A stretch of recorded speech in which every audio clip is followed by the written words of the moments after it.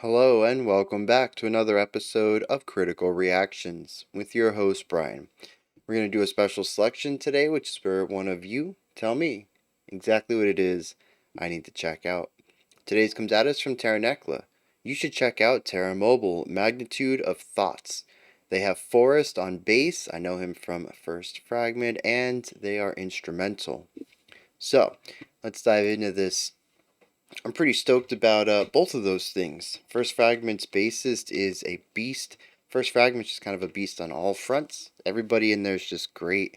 Um, and this being purely instrumental. So let's dive into it and see what TerraMobile's bringing with Magnitude of Thoughts. Oh, starting off real gnarly.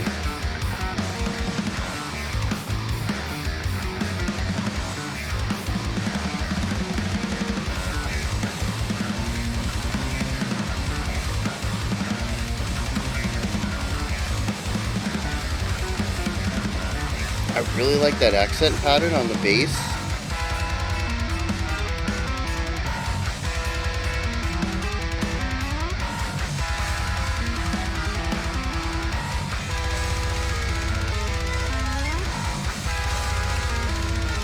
Really toying around with atonality, dissonance.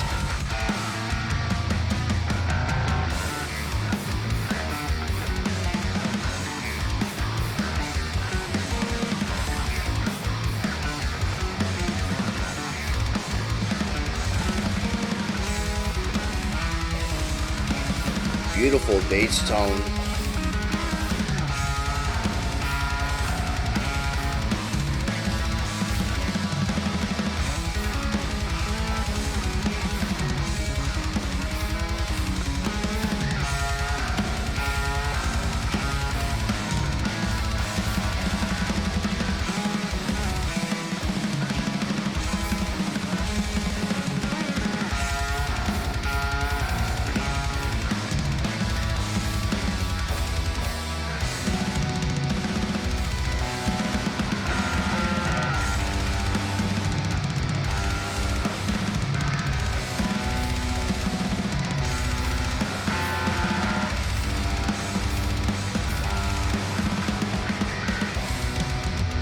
Really interesting drum ideas when you kind of take out those 16th note bass kicks and kind of just look at the frenzy of ideas, because the bass kicks overwhelm.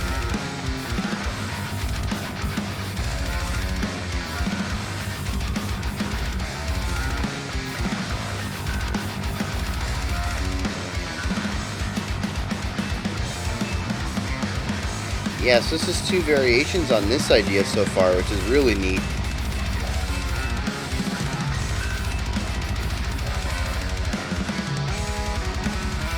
Yeah, so we were in 3 back there, retardando into this tempo at 4.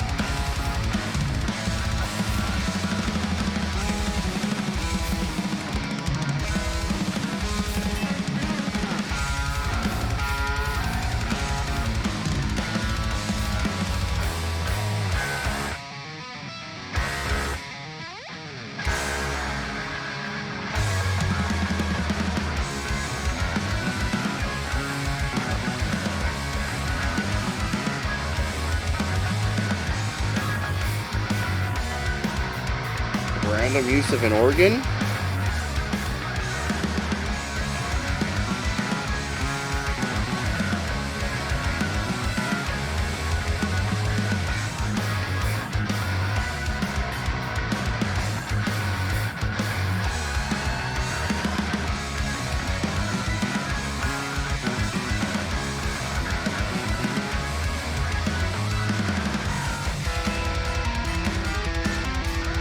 Back to this.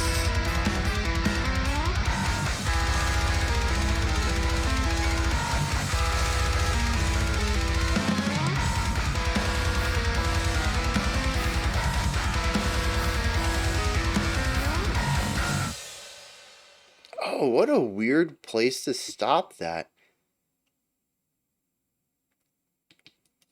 Because that bump, that opening, and they went all that atonal stuff. those three pedal tones, the lowest ones in the range of the riff,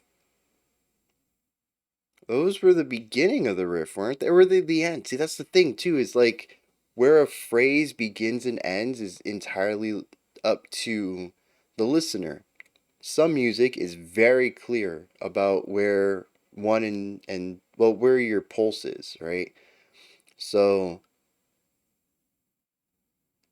uh like mainstream music is going to emphasize one or three, and two and four, and a lot of the time our lead melodies are going to start on beat one, the beginning of it. So when you listen to the vocalist or whatever, or the guitar solo, when they first play, that's your beat one. That's your landmark. Okay, this is the beginning of a bar.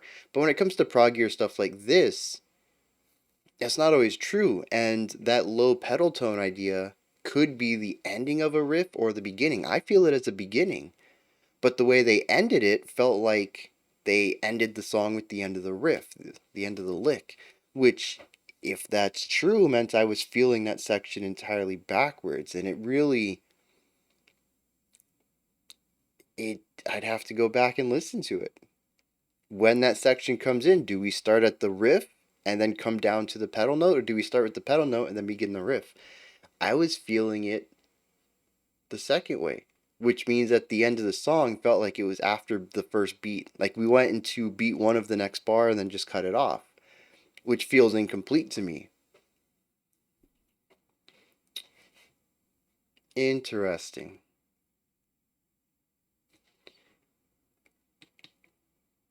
This track is actually interesting in a lot of ways, not just in our ending, but also in our use of voicings. A lot of this track is bass led. You might even be able to make an argument for drum led, but I'm going to focus on bass here. It's certainly not guitar led, though. The guitar is frequently playing foundational elements, whether that is a one bar loop that sits underneath a linear idea that an organ's playing, or a linear idea that the bass is playing, or it has a longer phrase that is primarily focused with texture and chords.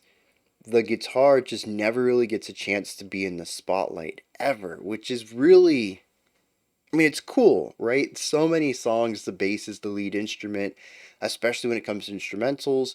For songs with vocals, they're either uh, tied as far as spotlight with their vocals, or they play second to the vocals. There's just so few rock or metal tracks where the guitars are kind of treated as that thing that, sets the foundation for the rest of the band, but it's true here. It's a really interesting way of taking the triangle of rock and metal, of where each instrument kind of sits, and inverting it and putting what's typically the most important, and most in the spotlight into the bottom, and taking the things that are typically pushed down in the mix and harder to hear, or given less important parts, and putting them in the spotlight. Our drums are frequently doing these long melodic ideas, and we'll get to that. 'Cause they don't sound like melodic drumming on the surface, but trust me, they are. We'll dig into that. And the bass is frequently given lead elements, especially linear melodic ideas. And it's just really cool to see the entire structure of a metal track inverted. But they don't really invert the song. As far as proggy, gent adjacent metal, instrumental metal goes, this, I would say, feels right at home with a lot of other contemporaries in that genre. There are some funky time signature changes, there are some funky tempo changes, there are a lot of really meaty, punchy sections. There's a nice divvying up between riff based and melodic based elements, and there's a divvying up between more beautiful, palatable sections as far as lead elements go, and just gnarlier, denser sections. it kind of hits on all the same bits that I expect from this type of composition. It just gives the parts to different instruments. Our bass is usually given the lead, our guitars are given a foundation, our drums are not human metronomes in the background. I don't know what the drummer's doing half the time. It's wild. So it's really cool, like I said, to invert it without changing up the overall tone and sound. This is very clearly prog metal, just with different instruments having different roles. And so I suppose we could look into the dichotomy next of all of this, how it balances everything. Right off the bat, we start off with this really strong, chunky bass tone with this one bar riff in the guitar. It's got a meaty tone by itself, but isn't pulling a lot of attention to it, and it's just really groovy. There's not really a lead melody here. We just have some solid drumming, solid bass work, great guitar tone, this trio just working together to create a real solid intro. Tons of energy, tons of weight, tons of direction, and again, really groovy. Just really easy to put on that and start nodding along with the music, right? We transition out of this though, which I thought was really cool because the guitars ended up playing a small variation of their last lick. Not a huge change at all, but the drums lightened up a little bit, and the bass ended up taking this higher range lead work, working off of what it sounded like the two higher strings on a traditional 4 or a 5 string bass if your 5th string is lower.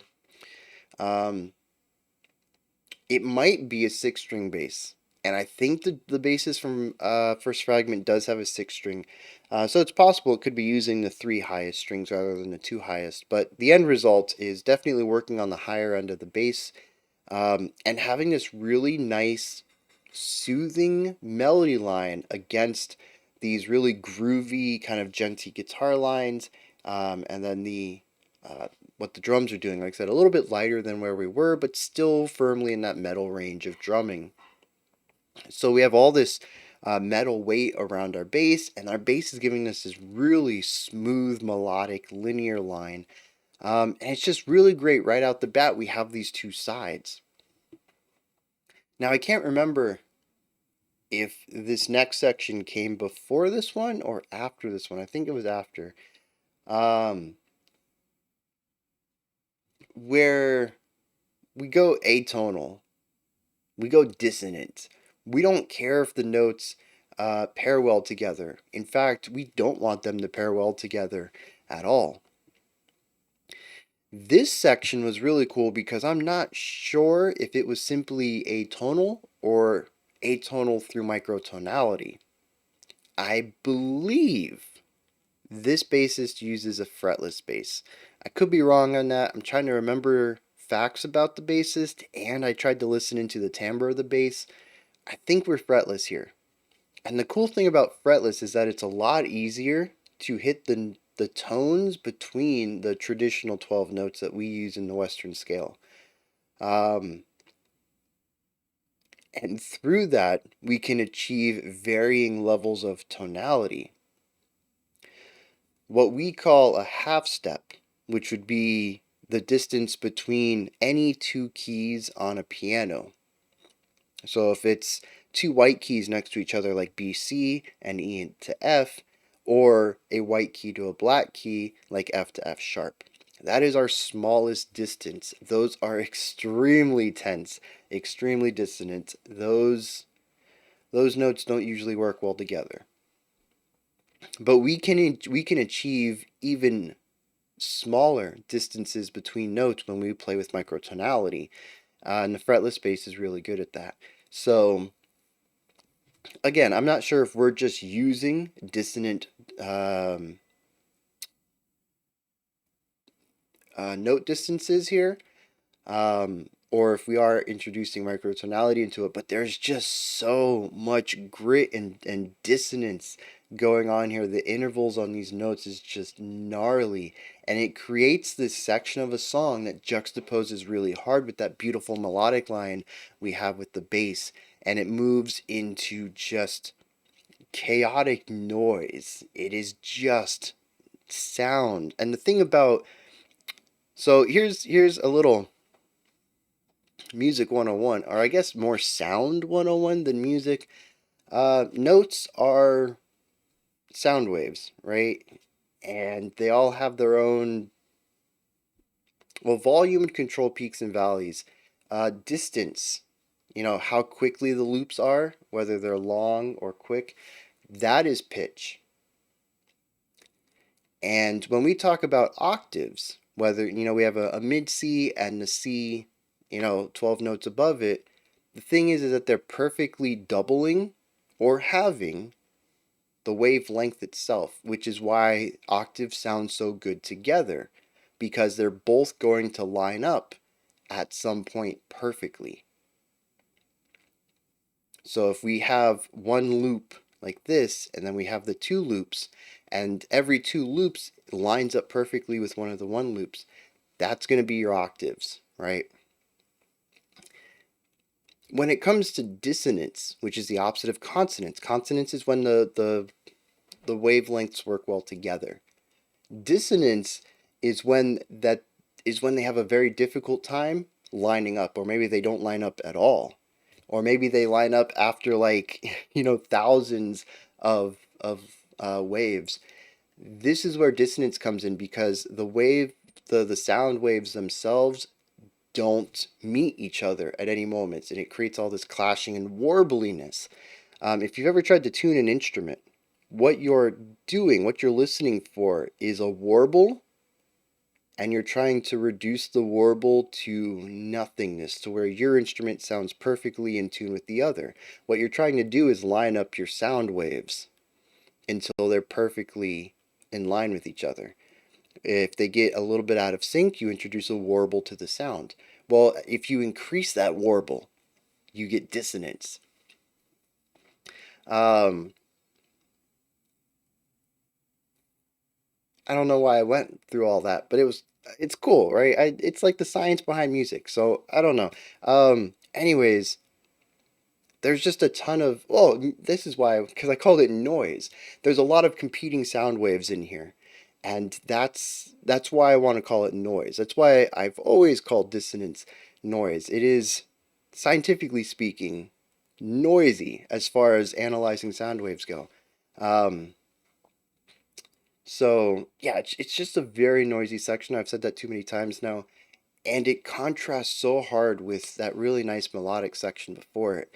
But that's not it, right? It's not just the guitar and the bass playing dissonant intervals. There's another aspect to this section that we really have to talk about. The drums. What are the drums doing here? I don't even know.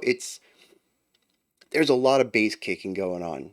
16th bass kicks that make up probably like 60 to 70% of each bar. It's just a phenomenal amount of these really quick bass hits that are paired with these really interesting combinations and connective fluid flow of other instruments on the drums. So it's not like okay, I'm gonna do 3 beats of the 16th note bass kicks, and then I'm going to do, you know 2/8 notes, and they're both going to be like the hi-hat, and it's like ta ta diggity diggity ta ta diggity diggity, something like that, right? No, that's not it. It's melodic, it's linear. There isn't a pattern that I could hear. There were very long pockets of these bass kicks, but they weren't always the same length, and what was applied on top of them and around them when the bass kicks stop were not always the same, and it comes through as something highly melodic with this almost heartbeat that sits underneath it all. It is both overwhelming to listen to because of the bass kicks, but fascinating to tune into and listen to specifically what is happening aside from the bass kicks. It is metal. We need to fill space. We need to be heavy and aggressive. I get the 16th note bass kicks and the use of so many of them, but I think it would be very cool to have one bass kick at the beginning of it and then nothing else, possibly silence. Metal is all about filling sound. Pop music does it. Like a lot of mainstream music is just very afraid to have pure silence. But I think it would be really neat to hear a version of this. Maybe remove the grit of the guitar, right? And maybe even the bass. I mean, the bass has a pretty clean tone most of the time, but have more of an acoustic drive to this, which I think might help with the compositional changes I am suggesting. But I think it'd be really neat to hear the melodic element of this when we don't have so many bass kicks. Not to improve the song in any way, but just to be able to hear what the drums are doing melodically without the overabundance of bass kicks that I think detract from the really cool things that the hands are doing around it. But what I want to point out here is that we have all this dissonance from our two pitched instruments, and underneath it is just a flurry of sounds, the shimmer of cymbals, the crack of a snare, the low earthy booms of the tom, and then of course just that pummeling repeated sound in the bass kick, frequently going off left, right, and center underneath this noisy dissonance that sits above everything else that, like I mentioned, isn't even aiming for consonance. Dissonance and atonality are the goal. And that is really what this track is made up of, is these really beautiful, melodic, serene, while albeit cool and heavy metal music juxtaposed with aggression and dissonance and just chaos. And we constantly jump between the two of these until something happens to break the cycle. For some reason, with a minute to go, we introduce an organ, and it disrupts our trio's roles. The organ wants so bad to be the lead instrument that it steals the spotlight from the bass, trading off at first a couple of bars of an organ melody, followed by what would be a stinger idea, or the lick that I talk about. When you have a 4-bar phrase and you have a riff that you do repeatedly, and then you have your little lick at the end of it that signifies this is over, we're going to start back at the beginning of our phrase. That's sort of what the bass feels like against the organ's melody.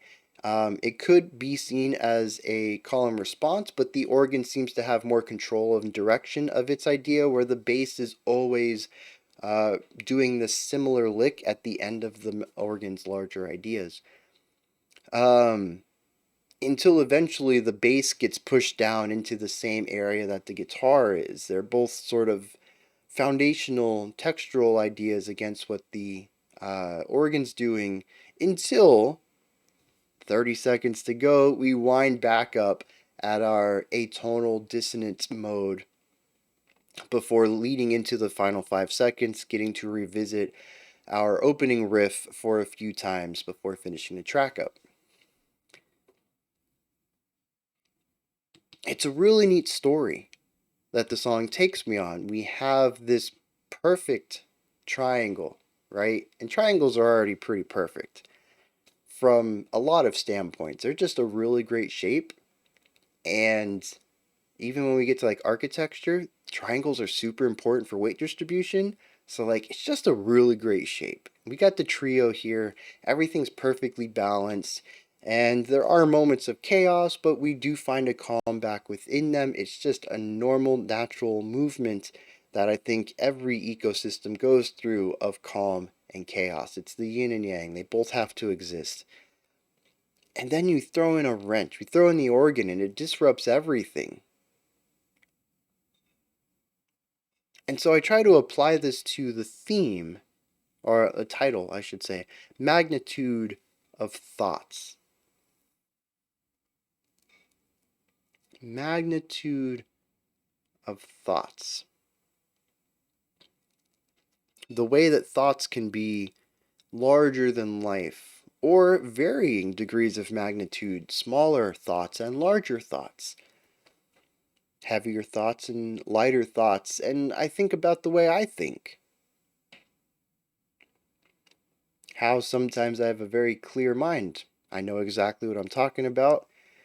I speak the thoughts of my mind, or I enact a plan, very direct, and I have something to work off of, stuff like that. But there are other times when my Brian, when my brain is a bit more chaotic, and I have a difficult time focusing on a single idea. Maybe I'm trying to solve a puzzle, a very simple concept, and in the middle of it, I think, oh, well, what about this? And then that leads to this other thing, and now I'm thinking about this other thing, and now it's been 30 minutes and the puzzle is still not solved. And sometimes that puzzle is not like a game, but actually something that I need to get done, and I need to figure out how to do it in like a really important thing. And now I've sat here for 30 minutes wondering about what music would sound like if it were, I don't know, in a volcano, and the task at hand isn't getting done.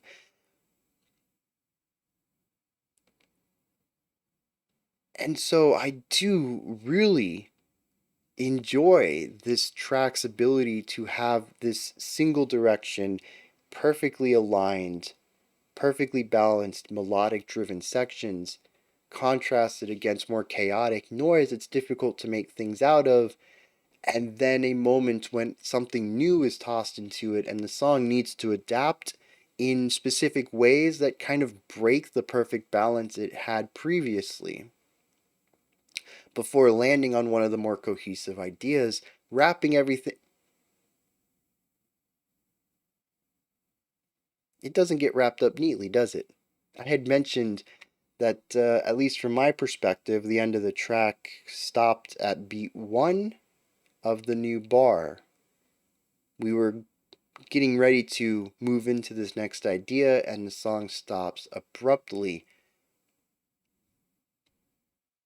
And yeah, even that kind of has analogies to the way thinking happens sometimes. Again, from my perspective, I'm not going to try to speak for everybody's brain.